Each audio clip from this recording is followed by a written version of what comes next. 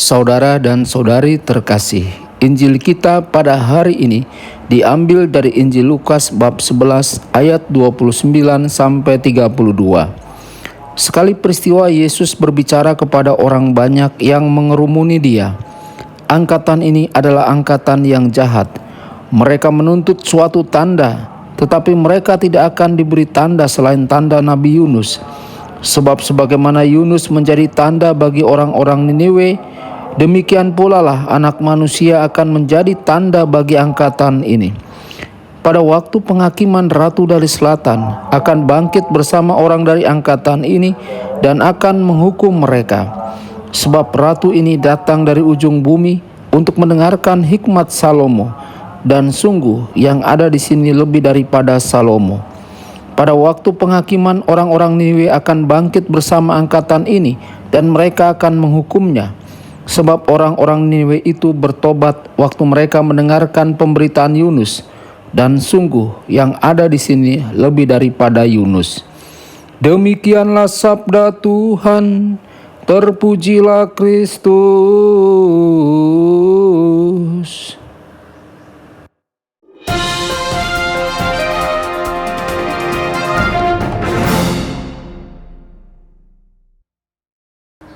Saudara dan saudari terkasih dimanapun Anda berada, jumpa lagi dengan saya Romo Tedens dalam saluran Warta Kabar Sukacita.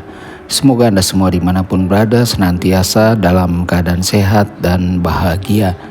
Saudara-saudari, kita semua mengetahui pepatah keakraban melahirkan penghinaan. Dalam Injil hari ini, orang-orang sejaman dengan Yesus berada dalam situasi itu sehubungan dengan Yesus sendiri. Yesus telah melakukan mujizat serta berkhotbah dan kekudusan hidupnya luar biasa. Namun beberapa orang masih tidak puas dengannya. Yesus menegur mereka karena mereka mencari lebih banyak tanda. Saudara-saudari, terlalu mudah bagi kita untuk jatuh ke dalam sikap yang sama dengan iman kita. Alih-alih menghargai kekayaan yang dilestarikan dalam tradisi gereja, banyak yang masih mencari tanda-tanda luar biasa.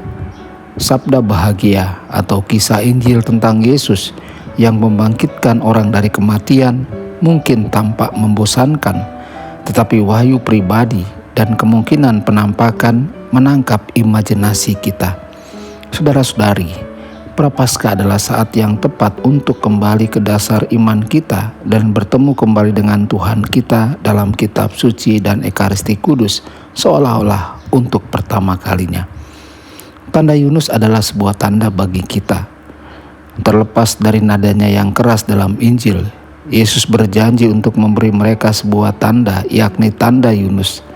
Tanda ini berarti kematian dan kebangkitannya seperti yang Yesus jelaskan dalam Injil menurut Matius. Faktanya, tidak ada tanda yang lebih besar dari tanda ini, dan perayaan misteri Paskah adalah klimaks sejati yang dituju oleh periode Prapaskah, pertobatan, harapan, dan penyucian diri kita untuk berpartisipasi dalam kematian dan kebangkitan Kristus. Saudara-saudari, Yesus berkata kepada para pendengarnya bahwa mereka akan dihakimi karena mereka tidak menghargai karunia yang mereka miliki di depan mata mereka. Apa yang dikatakan Yesus adalah undangan bagi kita untuk tidak hanya menghargai semua yang telah kita terima di gereja, tetapi juga untuk membagikannya kepada orang lain. Kebenaran iman kita yang kita peringati dan hidupkan kembali di masa Prapaskah dan Paskah tidak dimaksudkan untuk kita sendiri, tetapi untuk seluruh umat manusia. Apakah pesan itu keluar atau tidak tergantung pada diri kita masing-masing. Apa yang kita lakukan untuk membagikan makna Prapaskah dan Paskah yang sebenarnya kepada orang-orang di sekitar kita. Tuhan Yesus memberkati dan menyertai Anda semua. Sabda Allah adalah kebenaran. Sabda Allah adalah kehidupan. Mari kita mencintainya, mari kita menghayatinya. Ya Tuhan yang ku muliakan, sabdamu angkat resahku. Mari kita menghayati